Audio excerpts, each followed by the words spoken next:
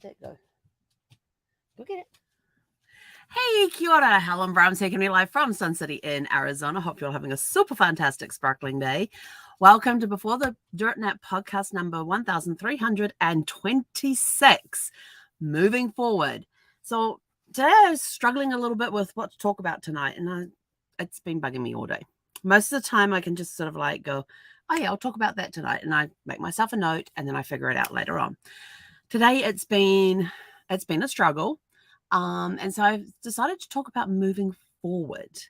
And the reason I chose that one was because the last few weeks have been a huge struggle for me. There's been a lot of stuff going on with getting COVID, with having to recover from that. And that was like 4 weeks ago, and I still have after effects, still got a little bit of a cough that's almost gone, although not when I laugh. So I have to remember not to laugh. Because then I have a huge coughing fit, but I'm sort of like, but I have to laugh. I've got to laugh. I have to remember to breathe as well. When I laugh, I forget to breathe. I end up in a coughing fit. But then I get this little voice, I get Brad's voice in my head going, breathe, Helen, breathe. Breathe, Helen, breathe. And I'm sort of like, okay, I get it.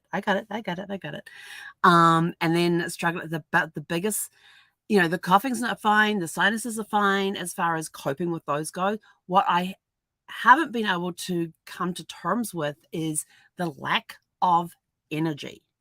And I'm just sort of like, I cannot believe how tiring it gets. People talked about getting, I've avoided it for, over 3 years.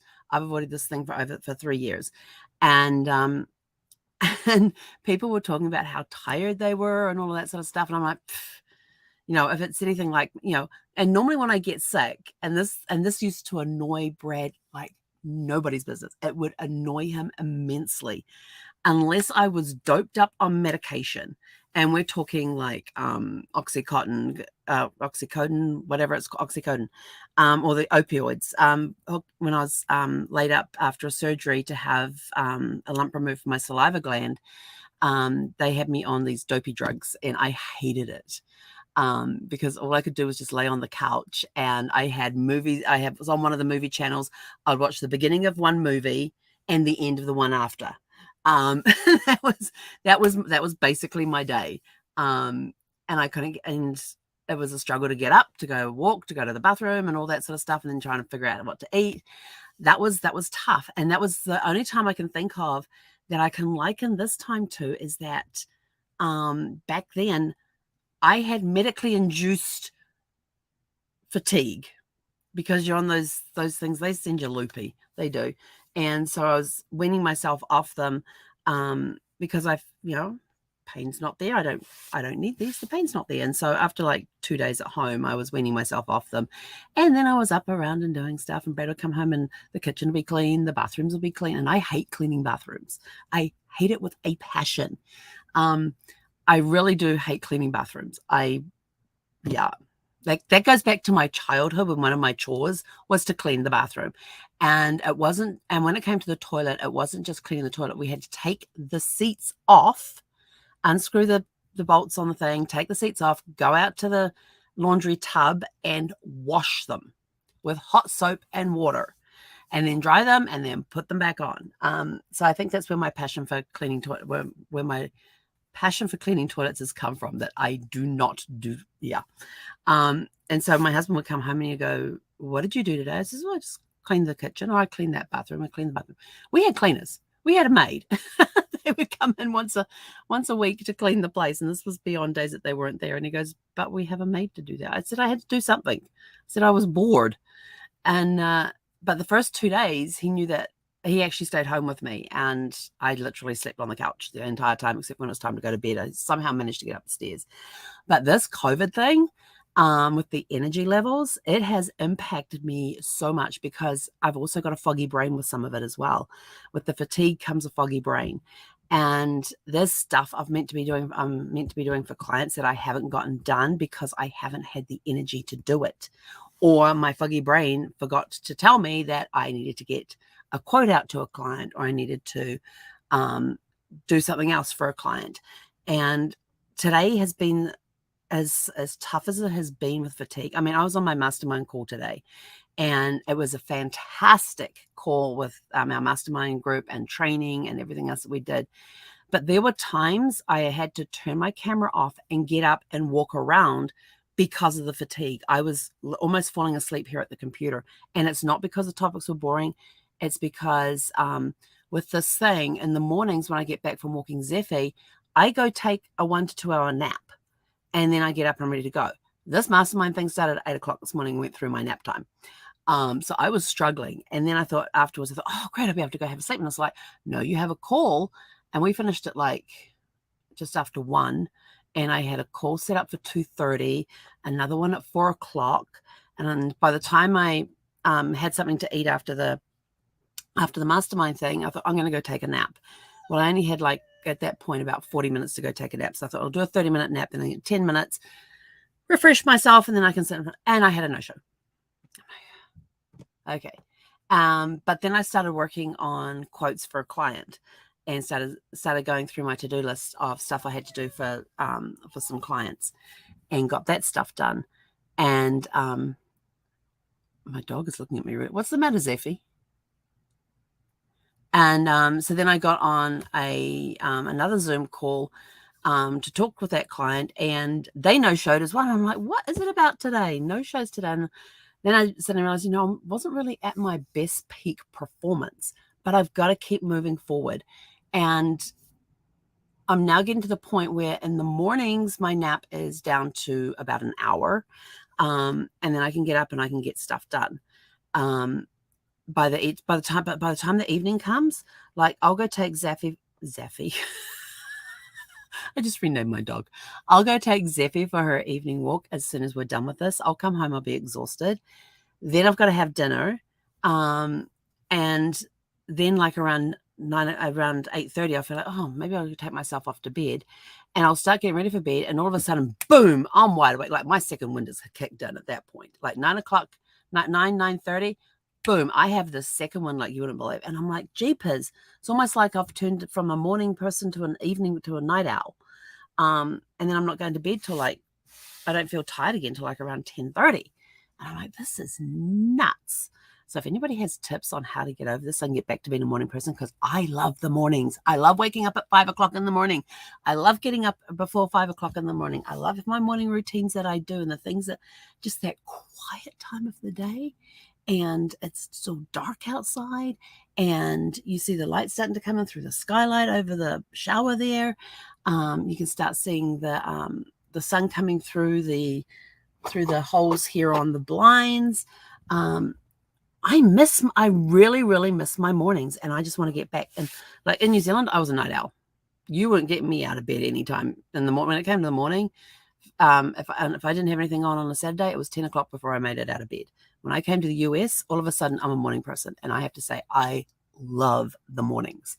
The mornings are so refreshing, such a great way to get things started, and I really miss the mornings, and I want to get back to the mornings. The problem is that halfway through the day I got to go take a nap, and that nap gets me through the 4 hours that I have to do in the afternoon on the help chat. So I'm sort of like, oh my goodness, but I'm getting stuff done for clients, and so it seems that in the evening times when that second wind kicks in, I'll sit there on the laptop while I've got whatever playing on the TV on Prime, and get some work done for the client to make up for what I missed earlier that day. So I want to get back to being a morning person, and I am determined to do that.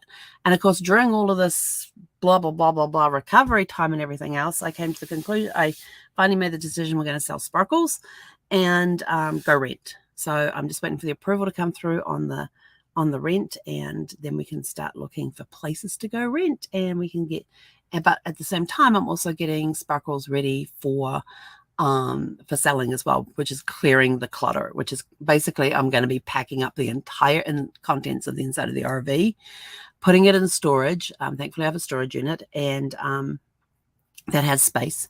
Because my sister, does your storage unit have space? I went, yeah. Because here's the deal. I had a 10 by 20 unit that was in California that I had moved out here to Arizona. The movers, when they were unpacking, only packed it so high. And I looked at these guys and I says, look, all of this stuff that's in that truck came out of a 10 by 20 unit. This is a 10 by 20 unit. It's all to go back in there. And then I can't say, oh, I can't lift above my shoulders. I've got this type of injury. And the other guys go, I've got a bad back, so that's why I'm on the dolly. And I'm like, seriously? So I ended up having to get a 10 by 10 unit. And they basically literally threw the stuff and they didn't bother about packing it. They just moved it in there and it's all higgledy-piggledy. So if I go in, higgledy-piggledy, yeah, it's all that way. So if I go in and rearrange it all, I can get a lot more stuff in there. But I'm looking forward to the day where I can go hire a local mover and say, come empty out this unit, and take it to this place. And then I'm done with storage units. So I'm getting really happy. Like I'm getting excited about that. So when I get on here, it's sometimes I come directly from a nap before I get on here. I've got to do something to get the energy up so I can be on for you guys. So I'm just peeling back the curtains a little bit to let you know what it's been like with the struggles and everything else. But it has been there. And now I have to go take Zephyr for a walk. So like, do I have the energy? Because she's going to be insistent on going to 2 houses that give her treats, and she's going to want her treats. And she will kick up a performance. It's so funny. We went past one of the houses last night, and if they're out on their front porch, yes, we stop. If they are in their backyard area, this one, when we went past one last night, they had, there were some bikes outside, which indicated they had visitors. They were not on their front porch, but they were out in the back area, and the gate was open to the back area. And Zephyr's like walking up the drive, and she's standing there. And I'm like, they're not there. I said, Zephyr, they've got visitors. We're not interrupting their visitors. And like, I'm having to literally drag my dog away while she's trying to pull me back over that. It was a tug of war, I tell you, in the middle of the street. And she'd take a couple of steps away from the place, and she'd turn, and I'm like, nope, let's keep going. We keep going. So, oh, hello. You're hearing your name. Come on. Come up. Want to come up and say hi? Oh, you're such a good girl. Yes. My little angel. Here, say hi. Go, hello, people. Mummy's giving me liver treats. I like my liver treats. She has been my saving grace through this whole thing, and I was very thankful for the dog sitters that we had that first the week after the first 5 days of 5 days of COVID, because they were able to take her for a week, and I literally slept almost the entire week. And I had that time off work already because I was supposed to be on a cruise. Yeah, but she got taken care of, and there's a lot of stress released from me because I didn't have to worry about, am I spending enough time with her? I don't have the energy to play with her. I need the energy to take her for a walk. I didn't have to worry about any of that. So it gave me time to get recovery under action. But she doesn't know she's going back there in a couple of weeks because I got to go to California and visit the boys and the grandkids and celebrate the youngest grandkid's first birthday and that sort of fun stuff. So I'm looking forward to that. But anyway, so moving forward is, it's how COVID's happened, so I will never move on from that. Like, you never move on from the death of a loved one. You never move on from the loss of a dog or a cat or another pet. But you do move forward because those events always remain with you.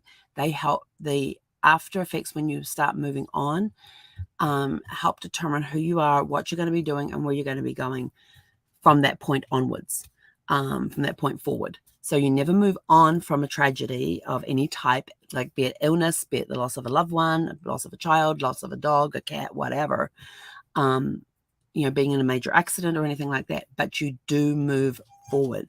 Those incidents, those things that happen to you help shape you. They help, you can then determine which way you're going to go. Which way are you going to go when you move forward? You're going to take this road, or you're going to take this road, or you're going to keep going straight ahead. But those events will shape you in some way or form. People go, oh, yeah, I got through that, no problem at all, and all that. And you're sort of like, yeah, right. And so you ask those people, what were they like before that happened? And they go, oh, nowhere near like what they are now. They've changed more than they think they have. I've had those conversations with people. I know I changed a lot after Brad passed. I had the changes I went through when Gus passed, and then 18 days later to have to deal with Brad passing. That was not a good time. The next 3 months were a fog. But I have the support of a really good mastermind group, a really good circle of friends, a really good circle of, really good family community as well with my family. And they helped me through that time. Everybody did in their own way, help me get through everything. And like my mum, as soon as she got home, after she came over here, just after Brad passed, when she got home, she started texting me every single day.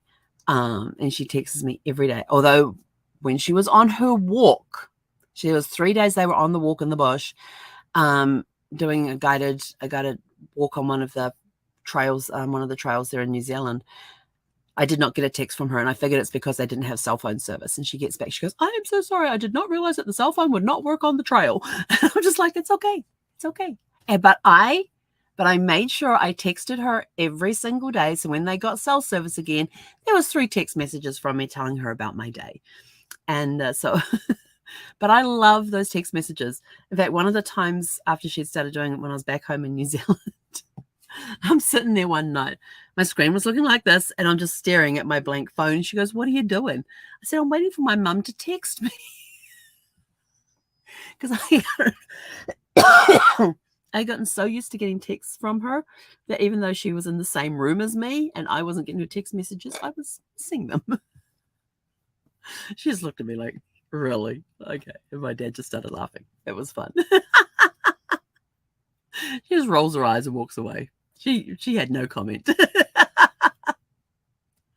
But yeah, it's how you move forward from where you're at over what's happened to you, because like I said, you will never move on from those incidences. Whatever it is, and how severe it is the impact it's going to have on you. It's what you choose to do.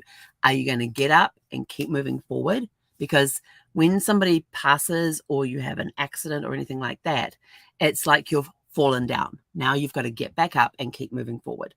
And that's basically what I've done the last 5.5 years is keep moving forward. There's times I've thought, do I really want to go in this direction? And there's times I get there and I'm sort of like, I really don't know if I want to keep going in that direction.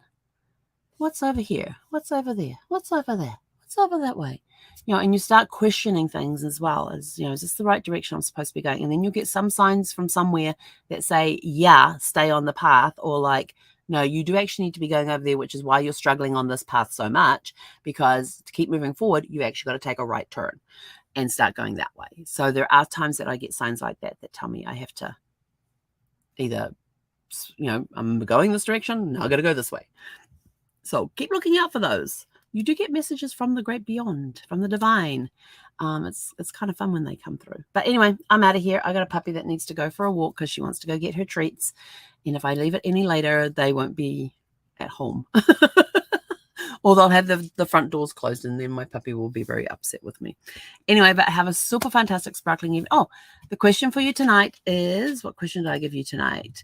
What are you moving forward from? So do you have something that has happened that has caused you to pause and think, or it's turned your life upside down, and now you got to figure out how to pick yourself up, dust yourself off, and keep moving forward?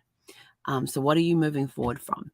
Go out, have a super fantastic sparkling evening, and we'll catch you back here tomorrow evening at 6 p.m. Pacific. Hei konera.